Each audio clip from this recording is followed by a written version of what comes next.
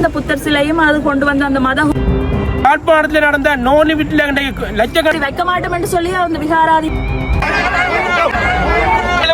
நீங்க ஜூனியர் கூட நீங்க பெரியாக்கள் இல்ல. திருப்பி ஒரு போலீஸ் பாதுகாப்போட அந்த புத்தர் சிலை வந்து அதே போல ஒரு விகாரியை நீங்கள் வவுனியாவில் போலீஸ் அத்தனை பேரும் ஒரு இனவாத போலீஸ்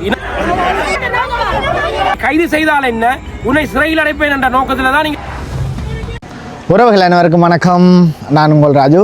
முக்கியமான விடயத்தை பற்றி தான் இந்த காணொலி ஊடாக நாங்கள் பார்க்க போகிறோம். குறிப்பாக இன்றைய நாள் 3ஆம் தேதி இந்த தையிட்டி போராட்டமானது மிக வலுப்பெற்றிருக்குன்னு தான் சொல்லணும். என்ன காரணம்னா குறிப்பாக இன்றைய தினம் அதிகளவான மக்கள் மற்றும் முக்கியமாக சொல்லணும்னா பல்கலைக்கழக மாணவர்களோட இந்த இடத்துல கலந்து கொண்டிருந்தவங்க. இந்த தையிட்டி போராட்டமானது கிட்டத்தட்ட 36 மாதங்களை கடந்து மக்களுக்கு எந்த ஒரு நீதியுமே கிடைக்காம இந்த போராட்டமானது நடைபெற்று கொண்டிருக்கிற வேளைகளில் இன்றைய தினம் 3ஆம் தேதி மட்டுமே இந்த போராட்டமானது திடீரென பெரிய பரபரப்பாக இருக்குது. அது என்ன காரணம்னா இன்றைய தினம் ஒரு புத்தர் சிலையோட ஒரு பௌத்த மதகுரு இந்த இடங்களில் விகாரைக்குள்ளே வைக்கிறது வார மாதிரியான ஒரு கதை ஒன்று இருந்தது. அதை எதிர்த்து போராடுவதற்காகத்தான் இன்றைய தினம் மக்கள் அனைவரையுமே எல்லாரையுமே அவர்கள் வரவழைச்சிருக்கிறார்கள். அப்போ அந்த போராட்டமானது கிட்டத்தட்ட அது சம்பந்தமான விடயம் என்ன நடந்தது காலையிலேருந்து கிட்டத்தட்ட 3 காணொலியை நான் உங்களுக்கு பதிவு செய்திருப்பேன். போராட்டமானது காலையில் என்ன மாதிரி முடிவு பெற்றது, மாலையில் என்ன நடந்தது, எல்லா விஷயம் அந்த நீங்கள் காணொலி ஊடாக பார்க்கலாம். ஆனால்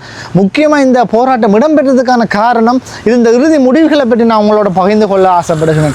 முக்கியமாக இன்றைய போராட்டமானது பௌத்தர், அதாவது அந்த பிக்குவானவர் புத்தர் சிலையை கொண்டு வந்து இந்த இடத்துல விகாரைக்குள்ள வைக்கலையா, அந்த பௌத்த மதகுருக்கு என்ன நடந்தது, கைது செய்யப்பட்டதாக கூட குறிப்பிடுறாங்க. இப்படி என்ன நடந்த விடயத்தை இந்த காணொலி ஊடாக நாங்கள் தொடர்ந்து பார்க்கலாம்.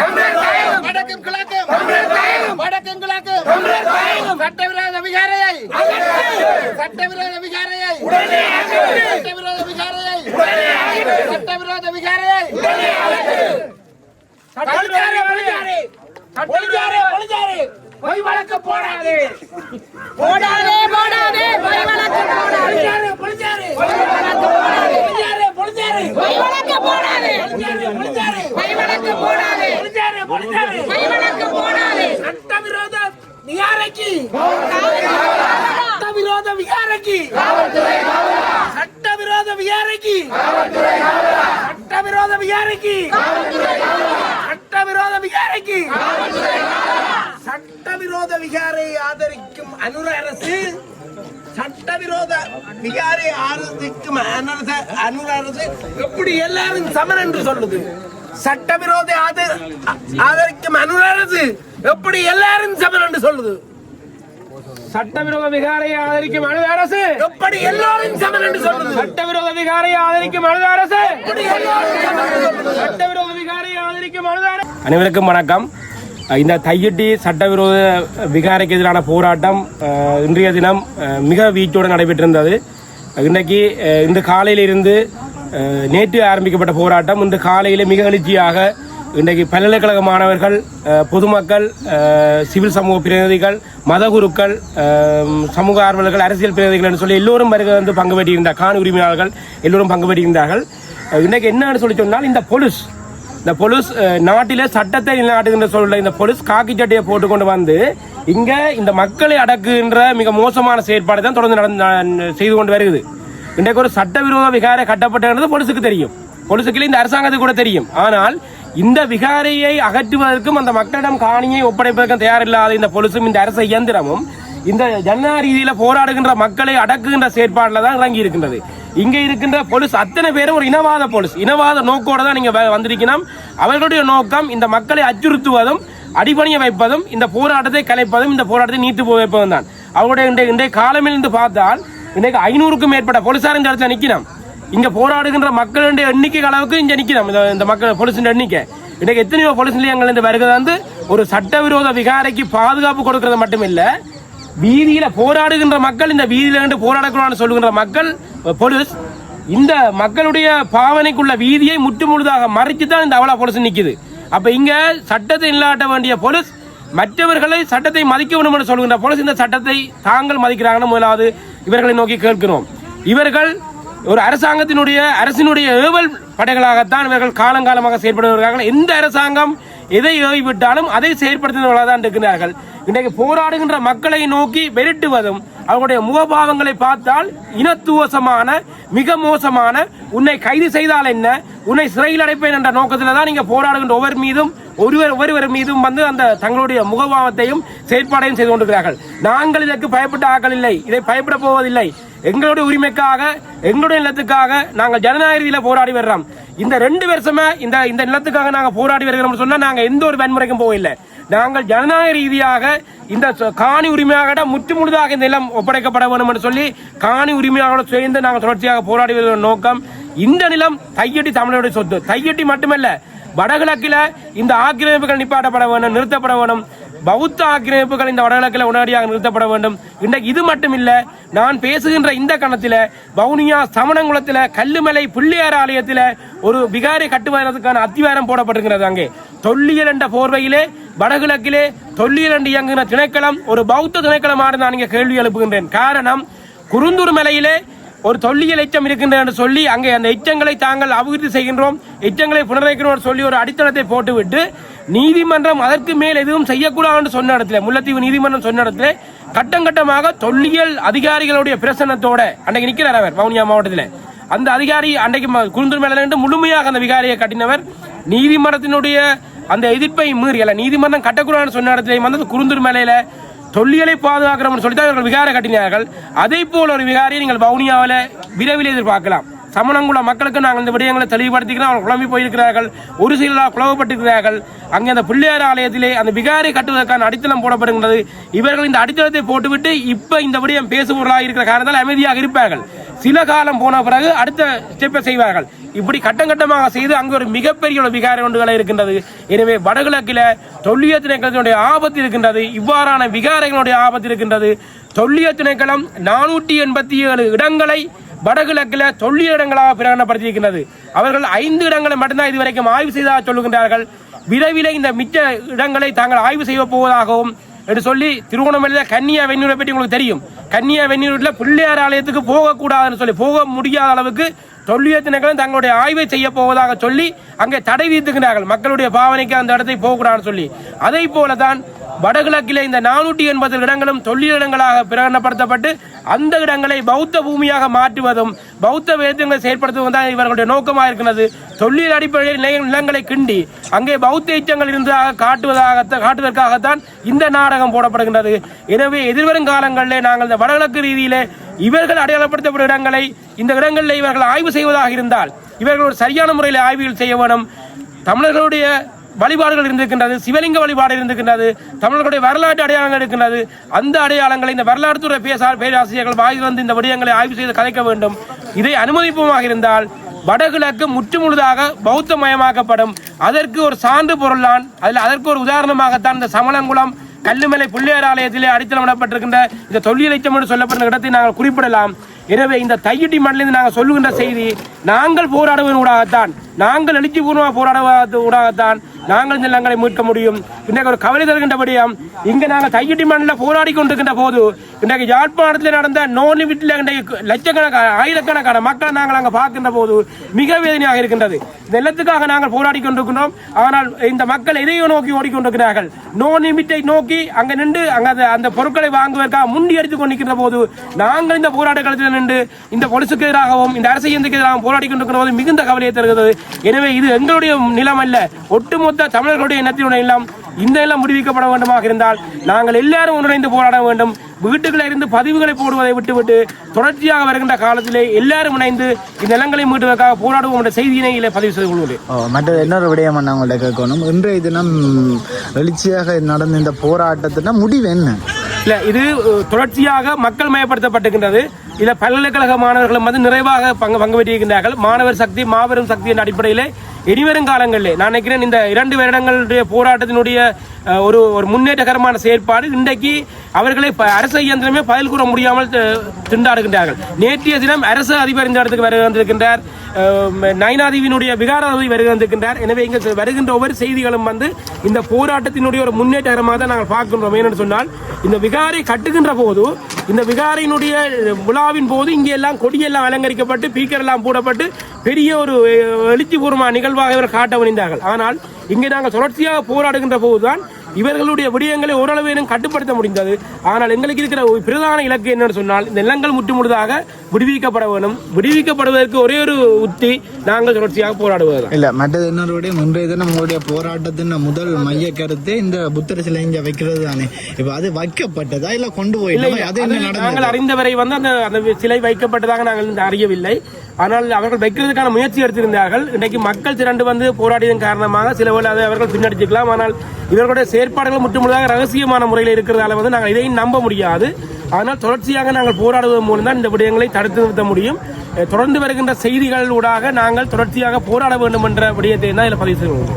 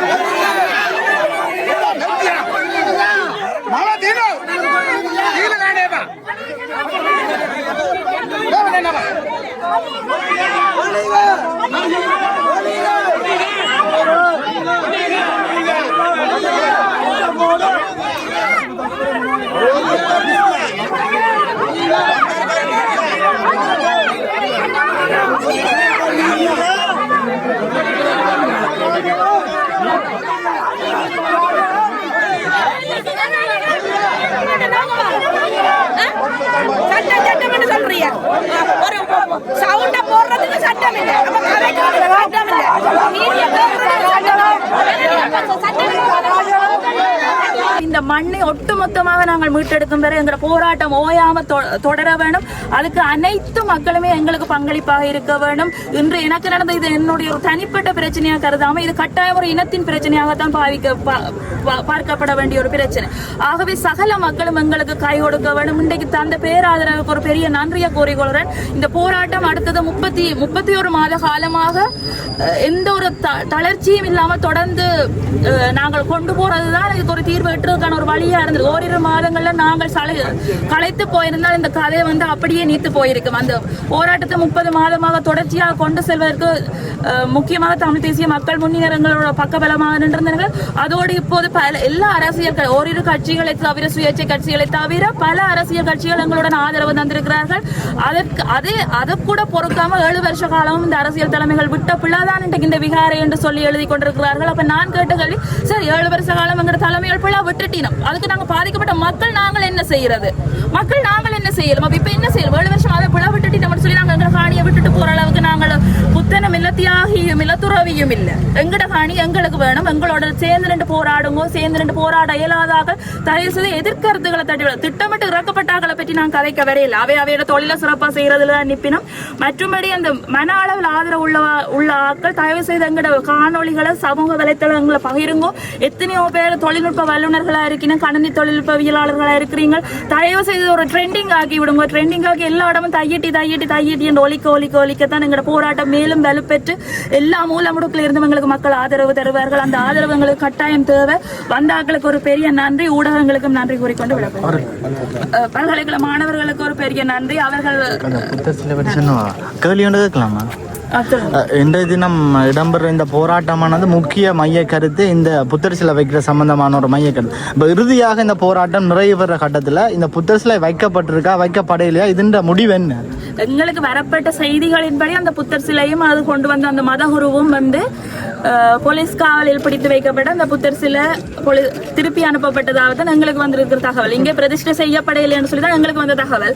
ஆனா எங்களுக்கு அது திருவோணமலையில் நடந்த மாதிரி நாளைக்கே திருப்பி ஒரு போலீஸ் பாதுகாப்போட அந்த புத்தர் சிலை வந்து நாங்கள் இந்த இடத்துல இல்லாத பட்சத்துல திருப்ப கொண்டு இந்த விகாரைக்குள்ளேயோ இல்ல வேற இன்னொரு இடத்தை கைப்பற்றி கூட அந்த புத்தர் சிலை நிறுவப்படலாம். அதுக்கு கட்டாயம் அனைத்து தரப்பினரும் அந்த இதுவரைக்கும் கட்டும் வரையும் எங்க போற எந்த முக்கிய மக்கள் எல்லாமே வைக்க இது ஒரு நல்ல ஒரு சந்தர்ப்பம். என்ன வைக்க முதலே தடுக்கிறதுக்கு ஒரு சந்தர்ப்பம் வந்திருக்குது. பொது வழியில அந்த தகவல் பகிரப்பட்டிருக்குது. அப்ப அவைக்கு ஒரு நல்ல சந்தர்ப்பம். இவ்வளவு காலமா இந்த ஒரு பிள்ளையால தான் அதுதான் அவைக்கு தடுத்து கொண்டு நின்று இருக்குது. அப்ப இது ஒரு நல்ல சந்தர்ப்பமாகிறது. அவ எல்லாரும் வாங்கும். தச்சல நாளைக்கு எங்க ஒரு பிரதிஷ்டை பண்ணிக்க அதை தடுக்கிறதுக்கு எல்லாரும் வாங்கும்னு சொல்லி நாங்க கேட்டுக்கொள்வோம். இப்ப இறுதியாக இந்த விஷயங்கள் ஏதாவது இந்த புத்தர் சிலையானது இரவு நேரங்களில் வைக்கப்பட்ட என்ன மாதிரி அதன் பிறகு உங்களோட முடிவு என்னமா இருக்கும்? ஒருவேளை இரவு நேரங்கள் அந்த புத்தர் சிலை நாங்கள் அப்படி வைக்க மாட்டோம் என்று சொல்லி அந்த விகாராதிபதி வந்து ஒரு பொது வழியில ஒரு அறிவித்தல் விட்டு இருக்கிறார். அதே மாதிரி அவர் வைக்கப்படும் பட்சத்துல எங்களுக்கு பதில் சொல்ல வேண்டியது கட்டாயம் இந்த காவல்துறையும் இந்த மாவட்ட அரசு அதிகாரிகளுக்கு கட்டாயம் பொறுப்பு இருக்குது. எங்களுக்கு வந்து உறுதிமொழி தந்திருக்கிறார்கள், இதுக்கு மேல இதுக்கு எந்த ஒரு கட்டடமும் கட்டப்படாது என்று சொல்லி. கட்டாயம் அதுல ஏதாவது ஒரு இன்ச் ஏதாவது வித்தியாசம் நடந்தா கூட கட்டாயம் அந்த பிரதேச சபை, மாவட்ட செயலகங்கள், இந்த டிஎஸ் ஆபீஸ் எல்லாருமே எங்களுக்கு பதில் கூறுவோம். இறுதியாக இன்னொரு கேள்வி ஐயா, என்னண்டா நீங்க ஒரு பெண்ணாக இருக்கிறபடியே இந்த விடயத்தை நான் கேட்கிறேன். இந்த இடங்கள்ல ஒரு அம்மாவை கிட்டத்தட்ட நான் எல்லா போலீஸாருமே சேர்ந்து தள்ளினவங்க. அந்த இடங்கள் அந்த காணொலி நான் பதிவு செய்தாங்க. அந்த இடத்துல இருக்க தள்ளினவங்க கிட்டத்தட்ட ஒரு ஆண் போலீஸார் கூட அந்த இடத்துல தள்ளி பேர்ந்துதான் பெண் போலீஸார் வந்து அந்த இடத்துல அவரை விலத்தி விட்டவங்க. இது சம்பந்தமா கிடைக்கிறது இந்த இடங்களில் பெண்கள் அதிகமாக தாக்கப்படுற மாதிரி எனக்கு ஒரு இது. பெண்கள் வந்து எங்கட இனத்துல பெண்கள் போராடுறது வந்து நான் புதுசு சொல்ல வரையில அந்த பெண்கள் போராட வரைக்கும் அது போன நூற்றாண்டா இருந்தன, இந்த நூற்றாண்டு, எல்லா நூற்றாண்டிலுமே அந்த பெண்களின் பலவீனங்கள் சிலவற்றை பயன்படுத்தி அவர்கள் அடக்கத்தான் பார்த்து கொண்டிருக்கிறார். இப்ப எங்களுக்கு கூட எத்தனையோ சமூக வலைத்தளங்கள்ல எங்கட புகைப்படங்கள் பிரசுரித்து அதுக்குரிய எதிரான வேலைகள் கூட ஆரம்பித்திருக்கிறார்கள். ஆனா நாங்க எதுக்குமே சொல்லாச்சு போறோம் இல்ல. இப்ப எங்கள கை வைக்கிறேன்னு சொன்னா அவையே வந்து நாங்க யோசிக்கணும். அது வந்து ஒரு திட்டமிட்ட ஒரு கைகூலி எங்களோட போராட்டத்தை திசை திருப்பறதுக்காகத்தான் எங்கள பெண்களை தாக்க வாரர்கள்ன்றதை நாங்கள் வடிவா புரிஞ்சு கொள்றோம். அது நாங்கள் வந்து கிளியரா இருக்கிறோம். எந்த ஒரு இதுவுமே எங்களை திசை திருப்ப முடியாது. நாங்க இந்த காணியை மீட்டெடுக்கும் வரையும் நாங்க உறுதியானிட்டு போறோம். இன்னொரு விடயம் சாரி, நாங்கள் இன்றைய தினம் பெரிய ஒரு வர்த்தகம் ஒன்று திறந்து வைக்கப்படுது. ஒரு கம்பெனி ஒன்று இன்றைய தினம் ஒரு ஆடை தொழிற்சாலை உண்டு. அங்க கிட்டத்தட்ட அதிகளவான மக்கள் கூட்டத்தை பார்க்கக்கூடிய மாதிரி நான் நினைக்கிறேன். இன்றைய தையிட்டி போராட்டத்தில் வந்த மக்கள் கூட்டத்தின் ஒரு 40-50 மடங்கு மக்களான அவர் அங்கிருந்தார். இது சம்பந்தமா உங்களுடைய கருத்து? இது சம்பந்தமா நான் என்ன கருத்தை தெரிவிக்கிறேன் எனக்கே தெரியல. உண்மையா உணர்வு இருக்கிற மக்கள் என்று சொன்னா இந்த இடத்துக்கு வந்திருக்கணும். அப்படி நாங்கள்லாம் எல்லாரும் பிரிஞ்சு நிற்கிறோம். கொஞ்சம் பேர் அவருக்கு பின்னால, கொஞ்சம் பேர் இவருக்கு பின்னாலே சொல்லி அந்த கட்சி பேதங்களை வந்து நாங்கள் கட்சி பேதங்களால இது அவன் அந்த கட்சியின் பிரச்சனை, இது இந்த கட்சி, அந்த பிளவுகள்லாம் இன்றைக்கு இப்படியான ஒரு நிலைமைக்கு காரணம். ஒரு ஒழுங்கான உணர்வுள்ள மக்கள் என்று சொல்லியிருந்தா இன்றைக்கு அந்த திறப்பு விழா கூட நடைபெற்று இருக்காது. உண்மையா நாங்கள் பலத்தை ஒவ்வொரு போராட்டத்திலையும் காட்டியிருந்தோம்னு சொன்னா அந்த திறப்பு விழா செய்யற அந்த வர்த்தக நிலையம் யோசிச்சிருக்கோம். 3ஆம் தேதி தையிட்டில் ஒரு பெரிய போராட்டம் நடைபெற இருக்கிறது. இந்த நாள்ல நாங்க திறப்பு விழா வச்சிருந்தோம்னா சனம் இங்க பெருசா வந்து கொள்ளாது. அங்க போராட்டத்தில் எல்லா சனமும் நிற்கும் ஒரு சிந்தனையை நாங்க உருவாக்கி இருக்கணும் அந்த நிறுவனத்துக்கு. அதுக்கு நாங்கள் ஒற்றுமையாக ஒரு போராட்டத்திலையும் பங்களிச்சிருக்கணும். எல்லாத்தையும் விட்டுட்டு இன்றைக்கு தான் நாங்க சனம் போயிட்டது இங்கேயோட அங்க சனம் போயிட்டுன்னு சொல்லி நாங்க கொந்தளிச்சு எந்த விலையும் இல்லை. அது நாங்கள் ஒவ்வொரு கட்டமுமே மக்களுக்கு உணர்வை தூண்டி ஊடகங்கள் முக்கியமா இதுகளை பரப்பி இருக்க விட நிறைய பேர் இங்க வந்தா அந்த நிறுவனம் கூட பிற்போடக்கூடிய சாத்தியக்கூறுகள் இருந்திருக்கு. அப்படியான சந்தர்ப்பம் நடந்திருக்கு. இப்போ தென்னிலங்கையில இருந்து இசை நிகழ்ச்சி நடக்கிறதுக்கு வந்த இதுல ஊடகங்களோட செய்திகள் பரப்பப்பட்டு அந்த நிகழ்ச்சி கூட நிறுத்தப்பட்டது. இது வந்து நிறுத்தப்பட்டது. இது வந்து ஊடகங்கள் பிள்ளை. மற்ற வந்து எங்களை வந்து இந்த போராட்டத்தை வந்து ஒரு முன்னுக்கு வரக்கூடாது, இந்த போராட்டத்தை மழுங்கடிக்கணும்ன்ற ஒரு தரப்பால வந்து பொய்யான பிரச்சாரம் செய்யறதால எங்களுக்கு ஆதரவாக தெரிவிக்கிறார்களும் வந்து விலகி போயிடும். நான் ஒன்று கேட்டுக்கொள்றேன், இந்த ஐடி வல்லுநர்கள் வந்து இந்த சமூக மீடியாக்கள்ல வந்து எங்களுடைய இதுகளை கொஞ்சம் ட்ரெண்டிங் ஆக்கி விடுங்க. இந்த இடத்துலயும் தையட்டி இப்ப தட்டினா தையட்டி வரக்கூடிய மாதிரி நீங்கள் அவ்வளோத்துக்கு ஒரு இதை வந்து நீங்க உங்களுக்கு ஒரு சிம்பிள் வேலையா இருக்கும் அதுகளை செய்து விட்டீங்கன்னு சொன்னா எங்களோட போராட்டத்துக்கு மேலும் அது ஒரு உரமா அமையும் என்று சொல்லி நான் கேட்டுக்கொள்றேன்.